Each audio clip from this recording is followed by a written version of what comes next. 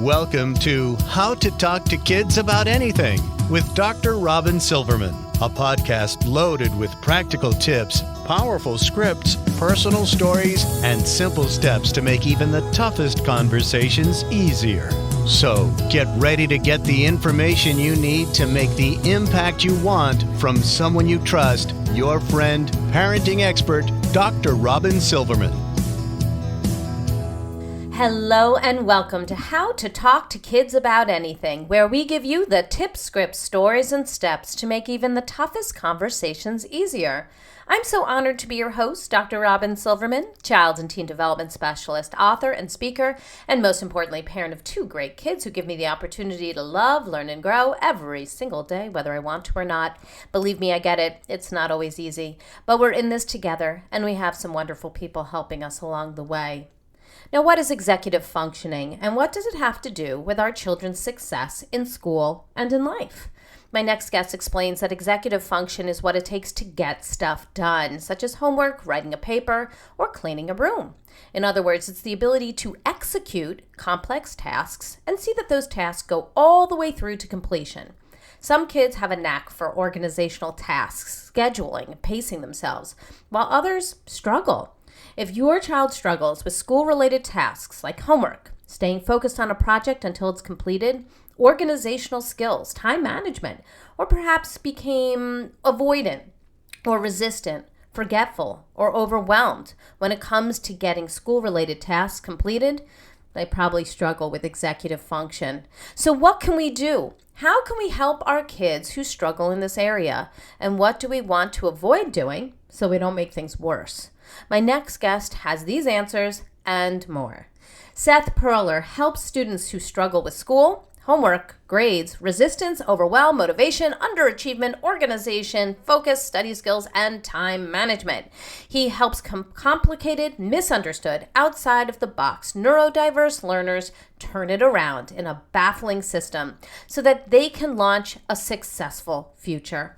His blog, SethPerler.com, gives game-changing answers in a sea of misguided educational fluff.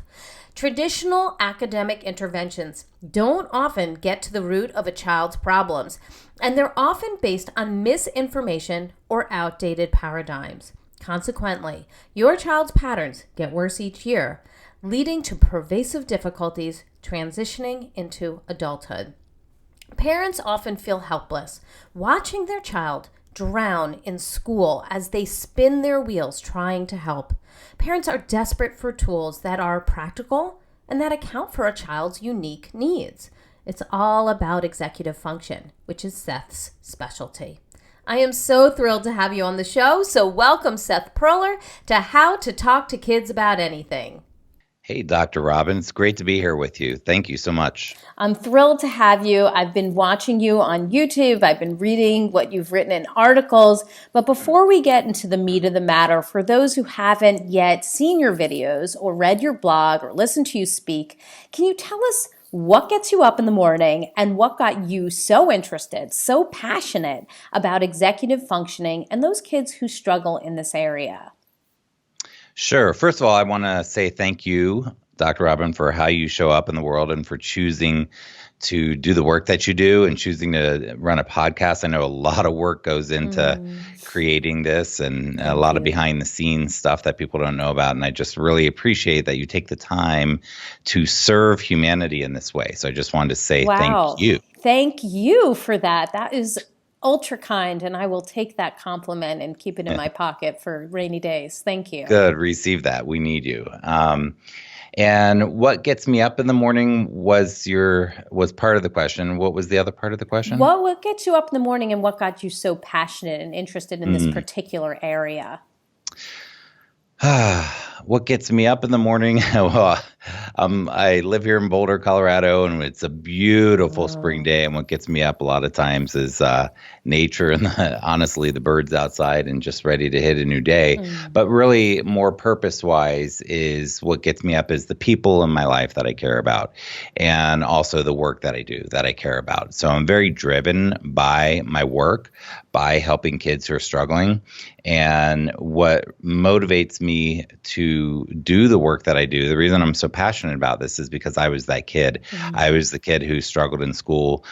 Literally, my progress reports starting in first grade started saying things like, does not pay attention, daydreams, needs to try harder, and all of these messages that I hear my students, even high school and college students nowadays, getting the same messages. So I struggled a lot, and I don't like to see other human beings struggle, and I like to be able to help students who are going through this figure out how to navigate it in a way where they can get through this stuff with much more effectively.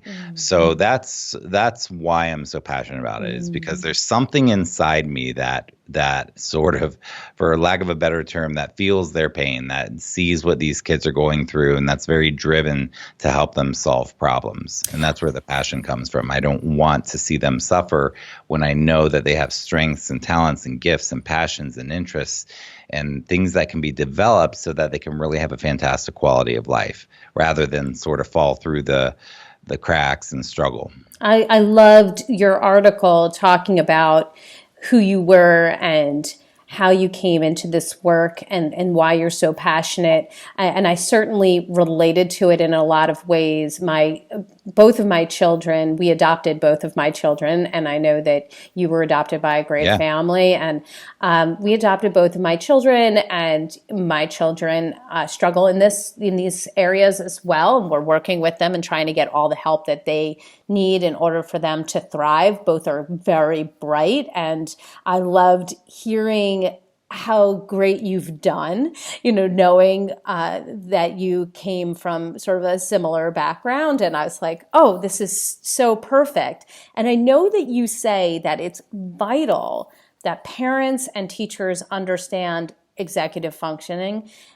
And you talk about why this is important. But why don't we already know about it, and why is it so important? And then we can get into what we really need to know. So why is it important, and why don't we already know about executive functioning? It feels like it should be like a thing, something kids know. Yes, and that I feel like is part of my life's work, is to make it a thing. Yes, it should be something where we're able to toss around the words executive function when we need to, but not in a shallow way, in a way where it's a common knowledge thing that we really have a decent understanding of. Not perfect, but we should all know about it. And why it's not a thing already, I don't know, but I can give you a couple of guesses.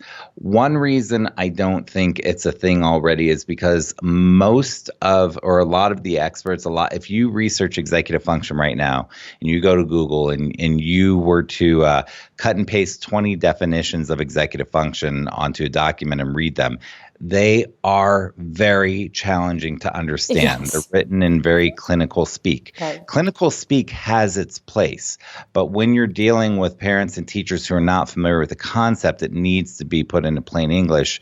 So I think that that's part of the reason, is that the experts, who are very important in the field, are speaking with language that is very difficult to digest. So I think I guess there's also that people don't know what they don't know. Mm-hmm. So when they hear that speak, it's really hard to connect to and to understand how deeply executive function affects these kids. So that's one reason. Another reason that I think that it's not a thing yet is that the quote system, so to speak, which has a lot of great teachers, a lot of great people, a lot of people who have dedicated their lives to serving kids. But the system itself, it doesn't want things to change unless there's a benefit to sort of the puppeteers, if you will. Mm-hmm. And if we really look at how do we serve, so the system, textbooks, curriculum manufacturers, testing companies, they're really sort of tailored to sort of the middle of the bell curve. And kids who struggle with executive function, or kids that are 2E who are gifted and talented and struggle, mm-hmm. These kids are outliers. And that's not who it's built for. And if you look at what's been happening with funding and such, we cut everything that we can that doesn't support those sort of the middle. We don't want to pay for really meeting the needs of kids who really have more needs. So if we go down this rabbit hole, it really exposes sort of these needs that a lot of kids have. It's a lot easier to blame them and say, oh, these kids just don't try. They're just not disciplined. They're just not motivated enough, and to sort of put it on them. So that's my my little rant on why it's not a thing yet. Now, why it's so important is did you want to share anything go on in. Why? Yeah. Okay, and why it's so important to know is because this is no joke. Life is not a dress rehearsal. This is not a game. These are real human beings' lives, and we have an opportunity to educate these kids. And to educate them does not necessarily mean go to school. School and education should be synonymous, but education, there are many things that we do to educate kids. So to educate a child means to raise them, to be able to have what they need to have a great life. I do not want my students to have a mediocre life, or I certainly don't want them to have a bad life. I don't want them to struggle their whole life.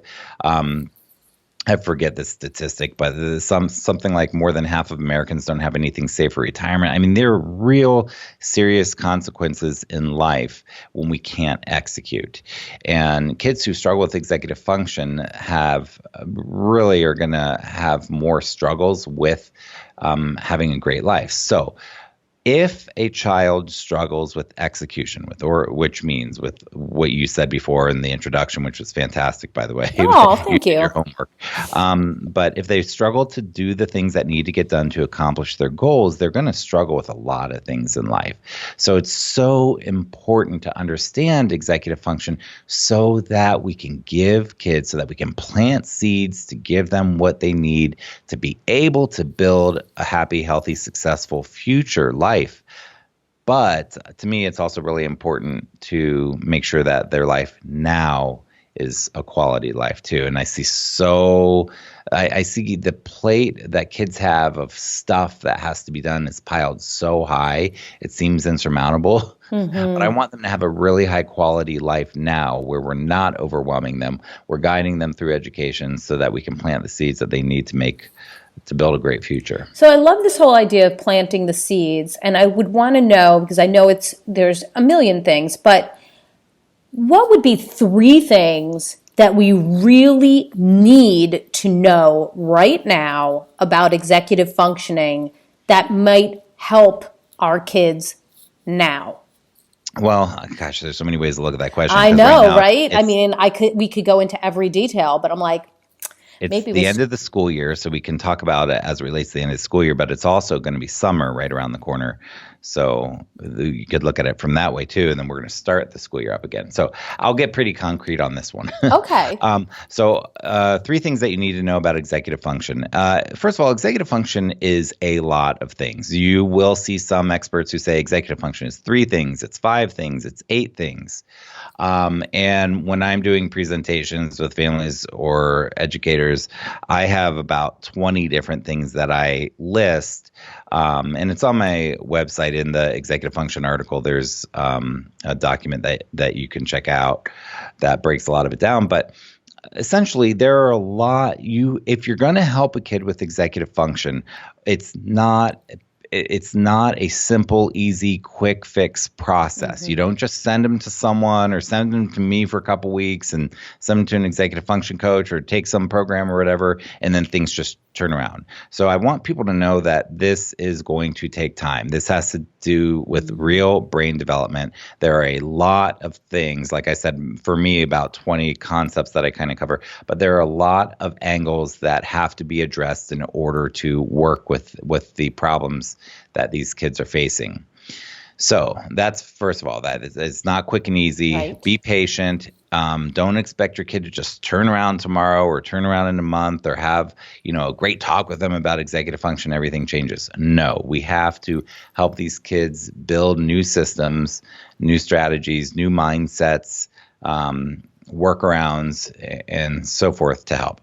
So That's the first thing. Second thing is it has to be attacked, like I said, from many different angles. And I guess the second thing that could help is to get to know what those 20 or so things are. Mm-hmm. I'm not going to go through all of them. You mentioned them at the beginning, but those things that if you want to execute, if you want to get from point A to point B, let's say you're writing a paper, let's say you're cleaning out the garage for the summer, you have a complicated project. Both of those are complicated projects, cleaning out the garage or writing a big essay. Those are two very complicated things, for example. You want to get from point A to point B. Point A is, hey, I have this goal to get this done. Point B is it's done. It's not part done. It's not 99% done. It's not 90% done. It's not half done. It's done. It's completed. Now, for a student, completion means it's been turned in, not it's been done. And I think a lot of kids feel like, okay, when it's done, it's done. But no, it needs to be turned in, and that's something a lot of kids. And their name needs to be on it. And their name needs to be on it. That is. I'm like, I tell my son, I'm like, you finish this. If you turn this in like this, somebody else might get credit for your great work. Yep. So the second thing is to know all of these different angles. So in order to get from A to B, you have to understand these 20 things, which would be like, in order to get from A to B, they have to have the skill of planning. They don't just have to use a planner or a calendar or an agenda. They have to develop the skill of planning. It's not just handing them a planner. And we see kids with strong executive function figure out the skill, and it almost seems like it almost seems like it's just because they care more, but they have been building the skill of planning for many years, and they just are not conscious of it. But they've built the skill. These kids don't have the skill of planning, so that has to be developed. They don't, and that's not just using the calendar. That's short-term planning, daily planning, long-term planning. Planning is a massive skill. Mm-hmm. They have to develop the skills of organization, organizing their backpacks, organizing their papers, their folders, their inbox, their online Google Docs folders, their bedrooms, their drawers. They have to develop the skill of organization. So there's planning, there's organization, there's time management, there's prioritization. They have to develop the skills to be able to prioritize what they need to instead of prioritizing video games or other things that might be more interesting to them. So these are skills. So these 20 things I just mentioned, like 3 or 4, but so what the second tip I would say is you need to have a grasp of what the components, you have to attack it from multiple angles. What are those angles? And again, that article that I have breaks it down in a digestible way. And the number 3 thing about executive function that I think people should know right now is the story, and maybe we'll get more into this later, let me know if you want to, but is the story and the narrative that's based on misunderstanding. Yes, we'll be getting into that, absolutely. Shame. Okay, yes. So I won't go into that right now, but it's the third one is to understand how we inadvertently shame kids. Yes. We will definitely get into that. I think that's such an important concept, and that's sort of in the way that we help and the mistakes that we make in trying to help. Before we get into all of that, I know that many parents and teachers, I think this is what people are thinking while they're listening to this. They talk about some kids doing really well in school. These are the quote unquote students, and some people just not doing as well and feeling like this is sort of the way of the world. So how do we know if the reason why our children are not doing well in school is about executive functioning problems? In other words, for those parents or teachers who are listening right now, and I know some of them have this question, how do we know if a specific child struggles with executive functioning and it's not something else? Like laziness or something else. I don't know, something else that they might be thinking. Yeah. I guess the first thing that comes to my mind is that if you are a parent or a teacher or coach or anybody who's working with kids and you're asking that question, that's probably a pretty good indicator that they're struggling with executive function. There you go. So, and if they're struggling with remembering, with being responsible, with follow through, with self-starting, with procrastination, with motivation, with even knowing what's for homework, with struggling with remembering details, and they seem clueless about what's going on or what needs to be done, or what's being asked, or if they seem overwhelmed. Again, it's multiple angles, but like if they're struggling to execute, if they're, and how you phrased it earlier at the beginning of the conversation, if they're struggling to get things done that need to be done. Right. And the way that I say it, if they're struggling to get things done that need to be done that are in their own long-term best interest. So because a lot of times they can get things done that are complicated, but that they're interested in. Right. But if they're really struggling and I guess another way that you would know that they're struggling with executive function is if you have that feeling in the pit of your stomach where you're going, oh no, is my kid going to be okay? Are they going to figure it out? Are they going to be living in my basement until they're 40 years old playing video games? And are they really going to, if you're really wondering, oh my gosh, are they really going to struggle to have the quality of life that I want for them? Then they probably are struggling with executive function. Now, here's the thing. There's the term, you might be better at helping me. I've been wondering about this lately too. There's the term executive function disorder. There's ADHD. There's autism or ASD, Asperger's. There's dyslexia, dyscalculate. There's there's sensory integration disorder. There's all of these labels, right? And labels have their place.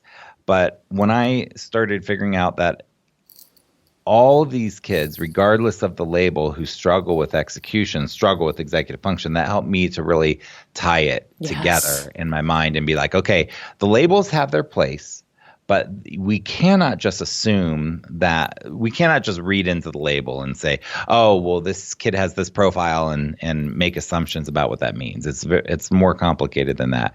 But I have a question for you. So there's the term executive function disorder, and I don't believe it's in the DSM. So does that mean that ADHD can be an executive function disorder, autism can be an executive function disorder in the areas that they struggle to execute, and other things can, trauma, for example, can interfere with execution. Is that? I mean, I think what we need to realize is that all of these things are not just separate things, and that's what I think you're hitting on. These are challenges that kids have that are tied in with each other in so many ways. That's why we wind up having kids who have multiple challenges. They have ADHD and anxiety and something else. And I think you're absolutely right that executive functioning is one of the areas that a lot of children are challenged with when they have these different diagnoses. It's because it's a brain thing. It has nothing to do with their character. It has nothing to do with who they are as a person. It doesn't even have to do with necessarily their capabilities. It has to do with something related to their brains, and as you've talked about many times about the prefrontal cortex, it has to do with the amygdala. It's all of these different parts. So when you're talking about these kids, and when educators are talking about it, parents are talking about, well, no, my kid has this, not that. My kid has this, that, and that. It's actually more in line with a continuum and more in line with how these things sort of overlap. Then all these separate things we're talking about. Yeah.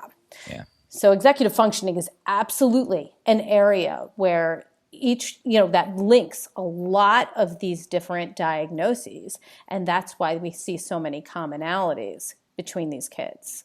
Yeah. Yeah. And that's why my approach to it really is looking at, where are the breakdowns in execution and what can we do about those? Because those are the practical things that families can do to support their kids so that they can, again, get the things done, so that no matter what the labels, if there even are any, that they can have tools to deal with where the problems lie in everyday life. So like if a parent or an educator is listening to this right now, and let's use one of the examples that you brought up earlier. So a child is supposed to clean out the garage, and they're struggling with execution. What are some of the skills that you would want that child to work on, or how would we even help them work on those skills so that they can execute that job from point A to point B? Awesome question. First of all, I'm going to switch it from garage to closet. Please do. Because Please do. It's just whatever you just said. For closet. Perfect. Yeah, the parents will be doing the garage and the kid will be doing their closet or their dresser or their bookshelf or something like that. Absolutely.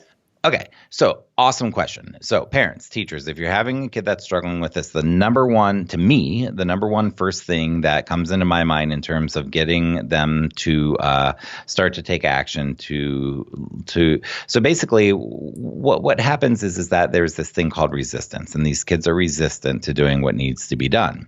And so me being an executive function coach, I'm helping them get the skills to execute, but I'm also helping them deal with the resistance. Resistance looks like procrastination. It looks like lack of motivation. It looks like not trying. That's resistance. It looks like not starting. So the first thing to do if you really want to help a kid is not to force them, is not to make them, is not to yell at them, is not to shame them, is not to any of this stuff, but is to build healthy, secure, attached relationship with the kid. Whether you're a teacher or a parent or a friend or a mentor or whatever, you have to build the relationship. There has to be trust there. They have to know that you care about them and like them. And a lot of times these kids feel like they're just being barked at and they're just being told what to do, and they're not having that sense of healthy, secure attachment with the person. In other words, with attachment, and I'd love to hear what you think about this too, but in other words, with attachment, these kids don't feel seen by you or heard by you or understood or known or valued, or like you're not taking the time to really hear what they're saying or where they're coming from or to get them. Mm-hmm. Now, once these kids feel seen, and this is probably the most important thing in my practice, is for me to build the relationship with the kid and help them know that I am a safe person for them to be able to share their fears, their frustrations, their resistance, to be able to openly be able to tell me what their excuses are and where all this resistance is coming from. They have to feel safe with me in order to do that. So the first thing to me, if we want to get them to do, so like I said before, it's not quick and easy. Like if we want them to overhaul their closet this year and get rid of 1 million old toys and old books and old clothes and stuff like that, like we have to really have the relationship where they're going to let us help them. Okay. So, and then that ties directly in to two concepts, buy-in and ownership. So when there is that trust and that relationship, then we can get some buy-in and ownership. So then the next step is, okay, they need to do this. We know that it's like overflowing and there's just so much old junk in there and even maybe old sandwiches or who the heck knows what's in that closet. But it has to be done. And we know that it has to be done this summer, let's say. So then how do we get buy-in and ownership? Well, if we have the trust, then we don't want to tell them you need to do this, but we want to get them. Like I always want to get my students to tell me, hey, do you want to work on your backpack today? And I want them to be telling me, yeah, I want to get this done. Yes, I want to feel more in control of this. Yes, I want to feel less stressed. I want to feel more free. I want to not feel so overwhelmed. Like I need that buy-in. And then I want to, the ownership and buy-in are very related, but the ownership is more like, well, how should we do this? Instead of me telling them, adults so often tell kids what they need to do. And instead of me telling them what they need to do, I want them to take ownership. And I want them to tell me what needs to be done. Now, I'm going to guide them in this process, but I want them to feel like it's their idea, like they want to do this for themselves. So now we've got relationship where they feel secure. We've got some buy-in and ownership where they're even contemplating this. Now, notice, Dr. Robyn, that I haven't even said a thing about doing any action with the closet yet. Yes. And this is, I think, what is so frustrating for adults because they know this needs to be done. You're going to have consequences if you don't learn how to do whatever these things are, and you just need to get it done. And there's a lot of impatience with adults because they're legitimately scared for the kids. Mm-hmm. But it starts way before just getting the thing done. So then we need to start getting the thing done. Now, when we start getting the thing done, I talked about planning before, and they have to sort of visually and auditorily like plan it in their mind, like imagine, use their imagination. I'm not saying this in a cheesy way. I'm saying literally imagine in their mind, envision, talk to themselves about and this is part of executive function too, what will it look like when I'm done? What will it feel like? What will the process be like? Like, that's planning. And who thinks, oh, I'm going to plan to clean my closet? We don't think about the process, but we go through planning all the time in our mind. They have to think it through and think, oh, what should I do first? Where might I start? They don't have to think it through totally, but there has to be some semblance of them envisioning this so that they can remove the resistance. Now, why are they resistant? I always talk about concrete and ambiguous. Why are they resistant? Because there's ambiguity as to what it means to clean the closet. All they know is it's going to be a massive, annoying job. They don't know where it starts. They don't know where it ends. They don't know how long it's going to take. They don't know how much you're going to bark at them. They don't know all they know is it's overwhelming. So the overwhelm comes from ambiguity. How do you deal with the overwhelm of the ambiguity? You go from ambiguous or abstraction to concrete. What does concrete mean? Concrete means that they actually have an idea of how long it'll take, where to start, what it's going to look like, what kind of support they'll get, things like that. So how do you get it to be concrete? You do that through chunking. How do you chunk? How do you batch? You chunk or batch in two ways. You chunk by time or you chunk by task. I know I'm speaking a bit fast, so I will. I love your brain, Seth. No, I think this is so good. So I will break this down for you people. So you chunk in two ways or you batch in two ways. You either batch by time or by task. That's it. There are no other options in the entire world. So what does that mean? Well, if you chunk by time, then you use one of my favorite tools, a little $5 timer. And people are so resistant to using timers, adults and kids. And it is one of the most amazing things, life-changing hacks. I'm not talking about a timer on your telephone. Why not? Dr. Robyn, do you know why I don't like timers on telephones? Possible distractions that can specifically help. Because the thing that's helping you focus is filled with distractions. Distractions, absolutely. So just go to the store and buy some $5 timers and have them not connected with the phone. Anyhow, and if you want to do by time, then you say, what I do is, again, it has to be not overwhelming. So I might say to a student, all right, we're going to work on this project. And I might give what's called a false choice, which means that there's really a million possibilities, but I'm only going to give them a couple. So I might say, cool, we're going to work on this closet. That's your goal today? Yeah, that's my goal today. Okay, cool. We're going to work on this closet. Do you want to work on it right now to get started for 5 minutes, 10 minutes, or 15 minutes?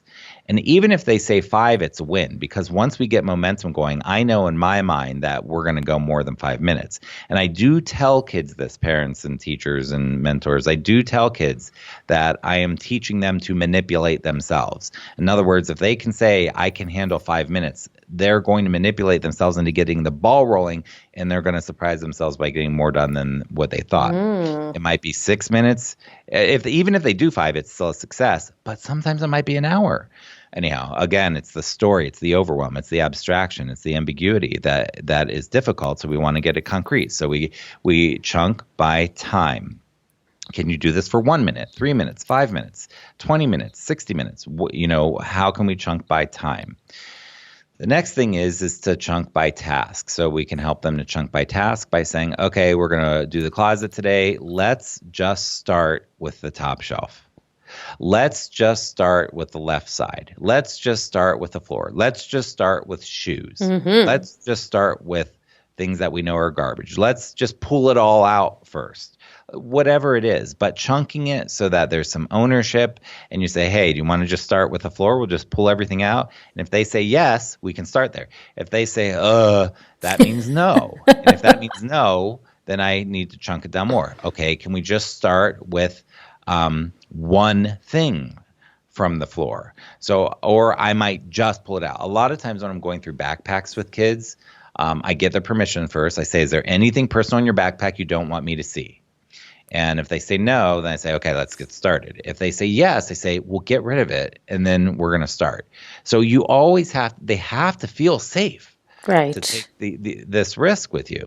They have to know they're going to be respected. So anyhow, and then you start with, if I'm doing the backpack, for example, I might pull it out and literally put it in their hand.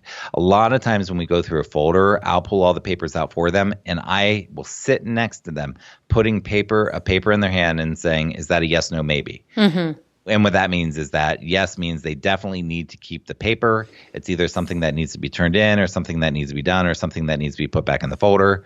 A no is it can absolutely positively be recycled. And a maybe is I might need it. So, and I'll put the next thing in their hand and the next thing.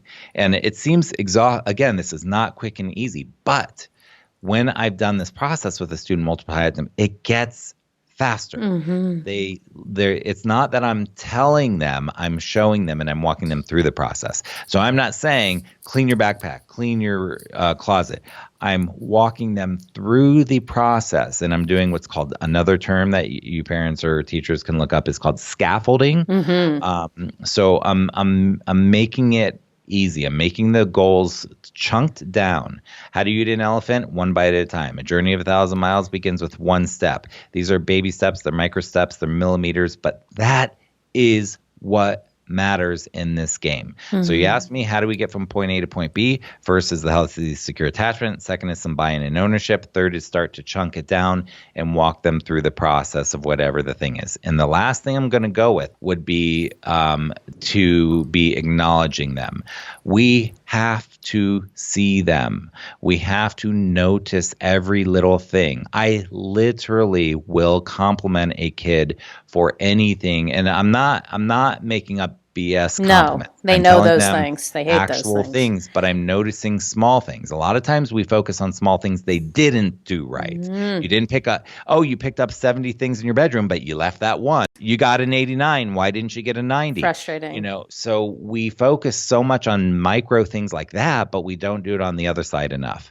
And I talk about the 3-to-1 rule with adults. Can we do 3 compliments to every one perceived negative? And I'm talking genuine, legitimate things that you actually notice. But I will say to them, oh, cool. You just put your name on the paper. Awesome. A lot of people forget to do that. And I don't wait for a response. I kind of look away, but I throw these pebbles of compliments at them constantly. And I cannot tell you people how that is one of my keys to success with them. And that is how I can keep them motivated. That's how I can help them feel good about themselves, that I'm noticing. Mm-hmm. Hey, you just picked up your first thing off the closet. That's awesome. Yeah, whatever. No, seriously, you actually took action for the betterment of your life. That's cool. And then let's move on. And hey, you just organized your whole backpack. Do you know what we just did? I told you, let's start for 5 minutes, and we just spent 45 minutes overhauling everything. That's so cool. Look at what you just did. You got all your folders organized. You got all the pockets organized. You recycled all the stuff you don't need. You lightened your load. I really reflect back to them what I want them to notice and the behaviors and the things and the choices that they're making that I want them to continue. We have to reflect it back to them. So that was a 4-stage process. I loved it. I'm going to review that one more time in terms of the big picture. The big picture was number 1, healthy, secure attachment, connecting them, helping them feel seen, heard, understood, and the relationship. Number 2, chunking. And how do you chunk? 2 ways, by time and by task. Number 3, wait, did I forget something? Yeah. Buy-in and ownership was number 2. Then the chunking. I don't even have notes in front of me, so I have to memorize this stuff. Then the chunking and batching in terms of time and task and making it feel not overwhelming and more concrete and less abstract. And then the final one, what was number 4? You want to praise them, but praise them with real live stuff. I'm just here to help you too. I mean, look, your brain is amazing. I love listening to all the things that you're saying, and it makes so much sense to me. And one of the things that came to mind while you were talking about scaffolding and about making sure that they have these skills is that after you wind up being the scaffold, that you're scaffolding with helping them undo their backpack and sorting it, that they sort of become their own scaffold, because you can go back and say, when they're getting ready to do their closet, we did the backpack already. You already did this. You already know how to do this. And now they have something to lean back on instead of something that they've never done before, which is the same skills that they can use to do many different things and eventually clean out the garage. So thank you. It was so helpful. I love that. And that ties into a concept called gradual release of responsibility. Are you familiar with that one? Mm-hmm. Right. You're stepping back. Yeah, gradual release of responsibility is basically really similar to scaffolding. But yeah, when I'm working with a kid and I'm sitting there and I in my mind, I'm very conscious of what's going on. And that's, I guess, well, I'm not going to get into the conscious competence and unconscious competence thing, but with the gradual release of responsibility, I'm sitting there, I'm handing them the paper, the next one, the next one, the next one. And then I want to see if I don't hand them the next one, will they grab the next one on their own? And if they don't, then I might say to them, why am I doing this? Why don't you grab the next one? It'll feel better. And then they grab the next one. And, I want to gradually get them to take on more and more responsibility. I will literally write in their planners for them. Like when I'm first getting to know them, I'll be like, hey, I'll take this on. What do you have to do? What do we need to put in here? And maybe I'll do it for them. But then over the course of a semester, I'm getting them more and more and more and more, millimeter by millimeter, to take on more of the responsibility so that they're becoming more independent. So there's a difference. Then this comes into, enabling and doing too much for them and learned helplessness. But anyhow, we could go on to a whole nother. I know. I think we're going to have you on again because this is so interesting. So I know that some parents and teachers and coaches, and this is going back to something that we said in the beginning, they don't know a whole ton about executive functioning, although they know a lot more now after listening to what you just said. But they can make some pretty big mistakes when it comes to trying to help kids who struggle with executive functioning. I think we sort of, skirted around some of those when you were saying, like, we're barking at them and telling them over and over again to do some of the things that they have to do. And they wind up, even if they're in their heart is in the right place, and they want to see these kids succeed, I don't doubt that, inadvertently causing more harm than good. Yeah. So what are some common mistakes that key adults, whether it's teachers or educators, parents, coaches, make in the lives of kids who have trouble with executive functioning? Okay, so let's just talk about that, just the one thing about shaming kids. Mm-hmm. And before I get started talking about it, I want to say to the listeners that this is in no way, if it feels like it, a judgment of you. You and I and Dr. Robyn, we were all raised with some forms of shame and dysfunction in our families and wackiness, and some more than others. Is that true for you? Yes, of course, okay. Of course, because there's really no one who's human who hasn't grown up with some, at least some bit of dysfunction, and not the healthiest and most secure attachment as we grew up. So I don't want people to walk away going, oh no, I shame my kids. I hate that I do that. Oh my God. If you do that, whether you're a teacher or a mentor or a parent, and so we aren't even conscious of it. So after this conversation, now you'll be conscious of it, and now you can do something about it. And you'll probably keep doing it many, many, many times because you've habituated yourself to it, because it's what you've learned, and it takes time to change these. But we may actually know that we did it. Like, it may come out of our mouth and we go, there it is. So that's actually progress. Okay. Right? Absolutely. Yeah. It is absolutely progress. So we have to notice it first. And then we can start growing with that. So don't beat yourself up over it is what I'm saying, and just learn from it. But basically what happens is that we convey a message to these kids, and there are two possibilities. Either they can't do what they're being asked to do, or they won't do what we're asking them to do. When we have the story, the narrative in our mind about executive function and about these struggles, and we think this is a Cant. This kid does not have the skills to plan to write this paper, to use their planner, to organize their backpack, to clean their room. They are very resistant. They've got a lot of great excuses they've been working on for a long time, but they do not have the skills to override their own resistance to doing what needs to be done. If we think of it as a Cant, and it's developmental, as you mentioned earlier, and the brain is still developing, and we look at it like that, then we come at it in a very different way, and we're like, hey, dude, what's up? What do you need to get this done? Do you understand that this is important? And I'm not talking about lecturing because that is not effective either. No. But having a real, hey, we need to, and again, what I said earlier about how high their plates are piled with stuff, we really are often asking them to do more than they can do. So it's a can't in most of the cases that I'm working with. It's a can't. Now, as they get more resistant and they get more cynical and they get more in the middle and high school, it can become more of a won't, and we can really get into some more serious consequences and things like that we really need to be very aware of. But then there's the other story, the shame story, the won't story. And when we think that it's just that the kid won't, it looks like this. Why are you being lazy? Why can't you just motivate yourself? Why don't you just try harder? Why don't you care about school? Why can't you just be more disciplined?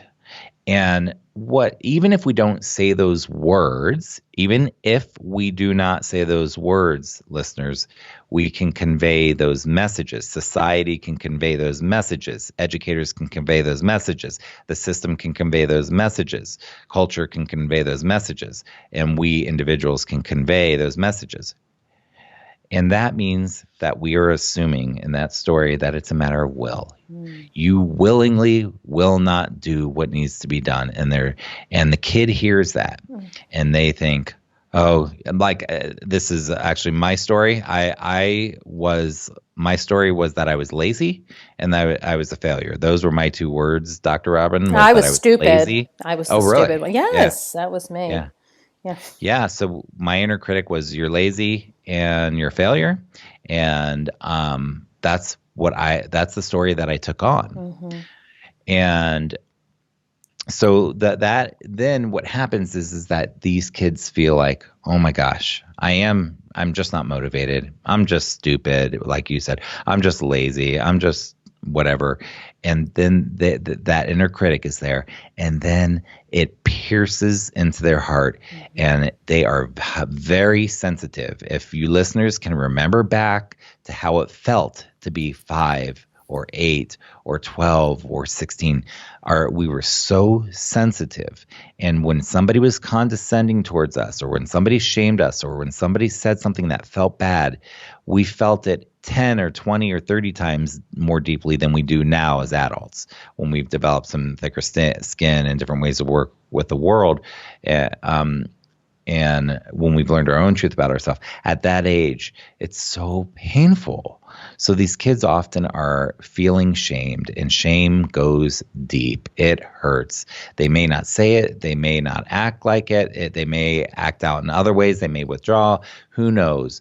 But it's there. They feel it. It's real. It impacts them. And we do not have to come at it with that story. Can we get them to do what they need to do by shaming them or yelling at them or pushing them or prodding them? Sure, we can probably get them to do it. For some kids, it might even get them to, quote, change their ways or see the light. But that would more or less be kids who have decent executive function anyhow. But for most of the kids that I work with, they're sensitive, probably for all of the kids that I work with, and they feel it. And they know when an adult is saying something where they're not feeling seen, and they're not feeling secure, and they're not feeling heard, and they're not feeling understood, and they don't feel like you get them. And it can cause a lot more problems than the help. Even if they do what we're asking them to do, does it really change the behavior? What's going to change the behavior? Practice, compassion, practicing going through, executing, walking through the process multiple times. Many, many, many times over a long period of time is what's going to change the brain. Right. Right. And it's important to note that when we are saying these things or conveying these things, whether it's us or society or school or whatever, that becomes their identity. It becomes their voice. Yes. Your voice becomes their voice. Yes. And so we wind up, yes, it pierces their heart and becomes part of them. And I when I'm speaking, I often talk about how important that statement of I am is, because they wear it like a cloak, right? I am either something positive or I am stupid. That's who you are. That's what identity. That's who you're telling yourself you are. So when we're doing that, then that becomes the thing that gets in our way. I mean, I am stupid, so why even try, right? I'm lazy, so nobody's expecting anything of me anyway, so I'll just give up here. So if you have a child sitting in front of you who has struggled with executive functioning, and all this time people have told him he isn't trying hard enough, or he's a daydreamer, or he needs to apply himself, and he's thinking to himself, I'm stupid, I'm lazy, I stink at this. What can the key adult, the parent, the teacher, the coach, say to this child now? I want you to imagine that the child's in front of you right now, and we have this opportunity to now help them to understand that this is the story that he's been telling himself. It's a lie. The story that others been telling him, and it's untrue. And it's actually an executive functioning issue. So in plain English, what would you say? I mean, I guess the first thing I would say is nothing. The first thing I would say is that I want to hear what they have to say. So I want to really hold space, an emotionally safe space for them to tell me, for me to really see them and not interrupt them and really say, oh, why do you feel that way? Oh, tell me more. Tell me more. Like really have a real conversation, not a 5-minute conversation, a real conversation where I'm honoring them and listening to them and holding space for them and understanding them and seeing them and hearing them. So the first thing I would say is nothing. I would listen and listen 10 times more than I think I should and really try to get where they're coming from. So that's first. And then what I would say is part of what's before is, genuine compliments, seeing them. These kids are so cool. I could write a list of 1,000 things that's so cool about them. And like those type of things that when I'm driving home from work at night and I'm like thinking about one of my kids and I'm like, wow, that is so cool that he said that to that kid, or that is so cool that she took that action, or but it's the little things. And to reflect that back to them. Yeah, I hear you. I totally hear you. You know what I think? I think you're pretty awesome. I think it's really cool how you do this. I notice that you do this. I notice your effort in these ways. I notice that, and so to really reflect back, no BS, but what I really see that I really appreciate about them. So that they really and do that over and over. This is not a one-time thing, but it's like really a practice of seeing them. So I guess that's part of what I'd say. And then the third thing that I would say, so the first thing is I wouldn't say anything. The second thing I would say is reflecting back the awesomeness in this human being with all this potential and all this greatness in front of me, like really seeing that human being. And then the third thing that I would say is the practical stuff. Dude, or young lady or whatever, the kid that I'm working with, look, here's what's going on with the brain. Here's some science. And what that does, that's so powerful, is it destigmatizes it in a way, if you don't say it in a stigmatizing way. But it destigmatizes it and scientificizes it. Is that a word? I like it. Let's start using it. But it depersonalizes it. I'm grasping for words to express, Dr. Robyn, the purpose of why I would do this. But it's to sort of take away, make it more, if we look at sort of meditation and sort of a Buddhist perspective of, it's more of a watcher perspective or right, like the metacognition. Take a step away. Like, yes. Like, hey, this is what your brain does. This isn't you. You are not your thoughts. You are not your feelings. There's some science going on here. Your brain is developing. You're going to be okay. And not only are you going to be okay, you are okay. You're awesome. And look, and it's really changing the story and the narrative in a more practical, scientific, logical, rational way. So and I think when I'm holding space, that's more of an emotional holding space and really honoring their nervous system and allowing them to feel safe. And this is more of a logical, hey, look at what's going on logically here. Your brain's still developing. We have practical skills you need to learn. I'm here to help you with that.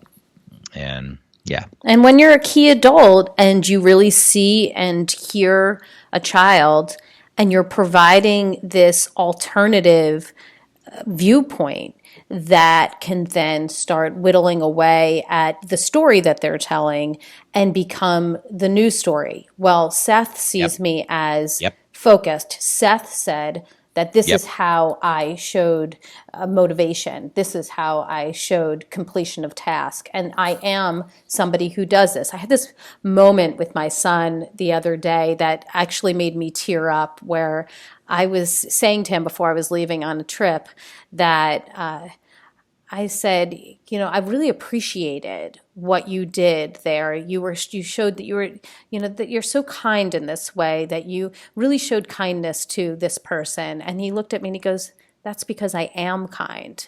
And I just had this moment, because it was like the first time that really happened, where I was like, he's internalized it. Like it's happened, it landed. He sees himself that way. That is so important for all of those kinds of character-based skills and being, that you are this person who makes other people feel good, that you makes yourself feel good, that you could be proud of, and that we see as valuable and interesting, and then can have great impact on the world in all different ways. So I really appreciate talking about us as the key adult that can then change the narrative, because we can. So at this point, I'd love that top tip. What is the most important message that you want to send to us today about executive function and the children who are in need of help? This might sound cheesy to some people, but love. It's all about love, and love is all about healthy and secure attachment. Love these kids, accept these kids, work on yourself. I guess in terms of the more you do your own, we're so quick to send kids to therapists or to send kids to tutors or whatever. The more we go to our own therapists or support groups or read self-development books or take classes, or the more we work on ourselves and take care of our own bodies and our own minds and our own spirits and the more we can build a healthy, secure, attached, loving relationship with them where they feel seen and heard and known and understood. So my number one tip would be do anything and everything you can do to build your relationship, because that's the most important thing, is the relationship. And one of the biggest things you can do is your own self-development work. The hard, looking at the skeletons in the closet, overcoming your fears, digging into the dirt, doing things that working through your stuff. That we all have old stuff. We do. We all have our stuff. And there's no place to get with it. But there is that when our kids see, even if we don't even talk about it, when they see us taking self-care, self-love actions, that is such a powerful message to them for how to live in this world. And when we don't, that's a powerful message.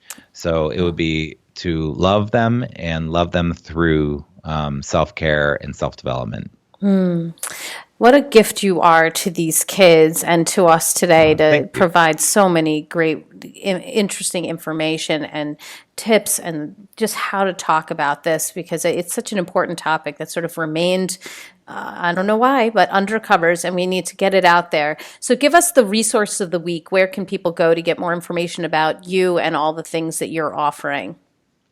You can go to my website, which is my name, SethPerler.com, SethPerler.com. And on the homepage, you can plop your name in there, and I send out a free mini course about executive function on videos. And then I send a weekly update. On the homepage, I have a link to an article about executive function in 2E. On both of those articles, there's a downloadable PDF you can use. But those are sort of a great place to start to get started. You can also go to my YouTube channel and subscribe. I put out a video every week. And what I try to do there is really solve someone's problem every week. So people email me from literally all over the world and ask me questions. And they'll say, I'm struggling with my kid with this or that. And I spend some time going in a deep dive to really break down how to deal with any number of situations. So good. So many hours of resources there that'll really, I don't hold back or do anything weird. I literally tell you all about how I would work with those problems. I loved it. And, I've gone through a lot of the videos that you've provided through YouTube and through your website, and they are so helpful and they do get right down to business. I just want to thank you so much for coming on today and for helping us to understand more about executive function. I love the heart of what you're saying about really seeing and knowing and hearing these children, understanding that they have so much to offer this world, and that if we can get out of our own way and we can help them step by step, that we're going to have kids who can truly change the world because they can then reach their potential. So thank you so much for coming on today. Oh, you're so welcome. Thank you so much for the opportunity. And again, for showing up in the world the way that you do and creating this. Thank you. Thank you. Well, I've got my takeaways, and sweet friends, I know you have yours. Let's discuss them. Come up on Facebook. Let's go to the Dr. Robyn Silverman page, or let's chat about it at drrobynsilverman.com or twitter.com/drrobyn. And if you love this podcast like I did, I hope you'll go up to iTunes and rate and review it so others will learn about these outstanding solutions and all about executive function that Seth Perler provided today. What a wonderful resource we got, and I'd love for more people to know about it so that they can use it in their own homes and in their schools. I truly appreciate it. That's all the time we have for today, my fellow parents, leaders, and educators. Thank you so much for tuning in to How to Talk to Kids About Anything. For more information on books, articles, speaking engagements, or curriculum, please visit drrobynsilverman.com. So many great podcasts are up there, and the show notes to this podcast will be up there as well. I look forward to weathering the storms and enjoying the sunny side of life together. And please remember, even on the days when you fall short, you've got this. You're here and you're getting the information you need. I know that you are probably hearing things today about executive function, and maybe something popped in your head and you realized, this is what my child is having trouble with. This is what I need to talk to the school about. This is what I need to talk to that parent about. And this is exactly why we do this podcast. It's an awakening. We're realizing that there's great information out there and that we can take that information and we can help to improve the lives of our children. This knowledge is important. Don't bash yourself for not knowing about it before. Now is the time. You've got the information you need. Remember, I know it's not easy, but never forget there's always tomorrow. Parenting is the ultimate do-over. I see you, and I'm right there with you. And as there are moments when we doubt our know-how, our choices, and our sweet sanity, please know you are 10 times the parent you think you are. Until next time, this is Dr. Robyn Silverman with How to Talk to Kids About Anything. Please tune in again and keep connecting through conversation. See you next week. You've been listening to How to Talk to Kids About Anything with Dr. Robyn Silverman. For more information on books, articles, speaking engagements, or curriculum, please visit drrobynsilverman.com.